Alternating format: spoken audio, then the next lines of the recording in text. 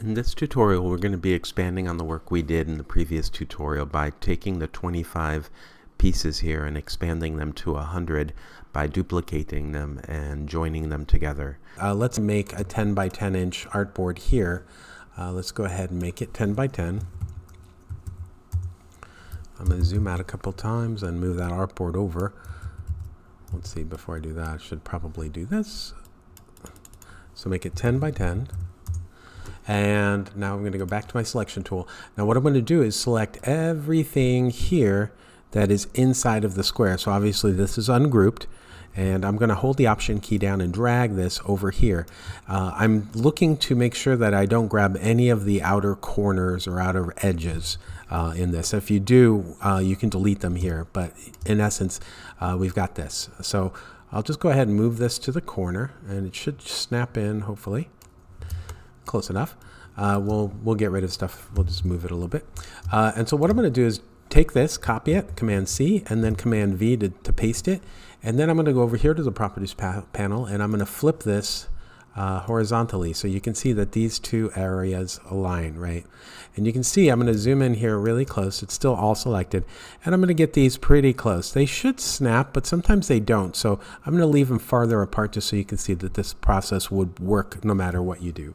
So I'm going to zoom out, and the idea here is we're going to be selecting these two dots here and joining them. And the way you do that is you go to your Direct Selection, you select the two dots you want to join, and then you hold the Command, Option, Shift, and J. And what that does is it'll join the two dots into a single dot. So I'm going to zoom in so you can see how this works. So these are not perfectly aligned. I'm using the selection tool here, Direct Select, Shift, Command, Option, and J.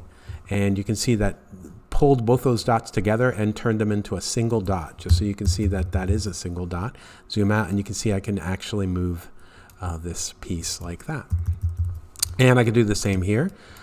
Shift Command Option J, and finally Shift Command Option J, and that'll join that. And so you kind of know what we're going to do for the next part, right? We select this whole thing, and we copy it and paste it, and then we flip it this time on the vertical, and we get them to be close. You can see they almost want to touch, but I'm just going to leave them.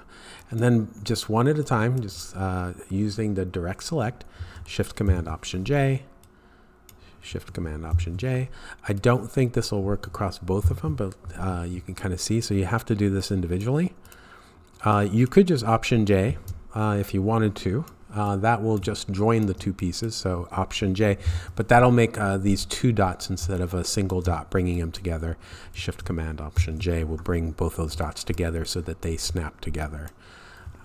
And you just do this 3 more times, and now you have a puzzle that is 10 by 10 inches. All you need to do now is add a couple more lines, and then do a little bit of work now, because I'm just going to go ahead and add those 2 lines. So I've got one line here that I'm going to add, just kind of, and obviously we'll have to add the outside, but I'm going to select all of this, right? And then what I'm going to do is go to my outline under the Properties Pathfinder panel and click it once, right? Deselect, select everything, make the stroke. And finally, I'm going to use the Twist tool, or Shift R, Warp tool. And what I'm going to do, let's make sure this is not set too high. I had the detail set a little bit too high.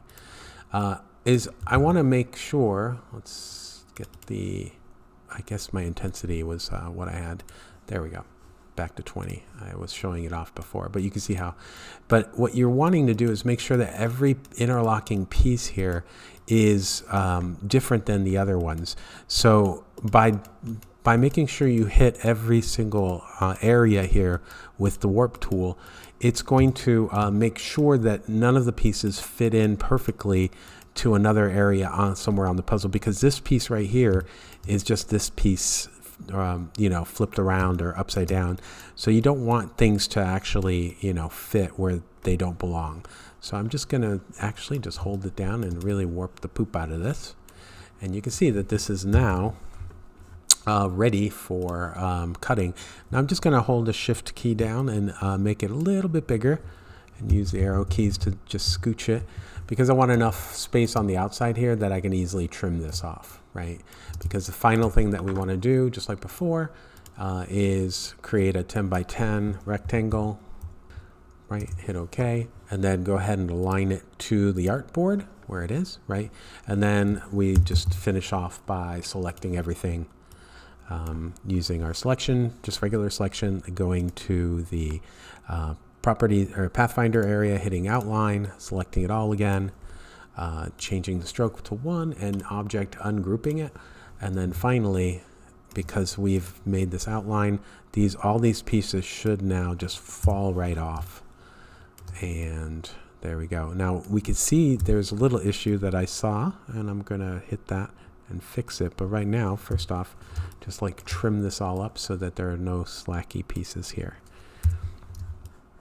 And you can see this is like one of the issues I saw, so I'll just get rid of that. It becomes one big piece because I don't want little tiny pieces. And let's see here. We want to make sure that we get all this stuff. Obviously, sometimes you'll have to zoom in here. Just in case you don't know how I'm zooming, I'm just using the mouse and holding down the space and the command key and moving the mouse back and forth. Spacebar allows me to pan, and then holding down that extra key, the command key, allows me to zoom in like this. And then what I'm looking for here are any issues. Clearly this would be an issue right here, right? So one possibility is direct select and changing some of the curvatures like we talked about before, like this, or adding an anchor area here and then softening this. The same thing here, I might want to add an anchor here so it's not so. But just go through and make sure there are no weird pieces like this would break, right? So you'd want to fix this by doing something like this.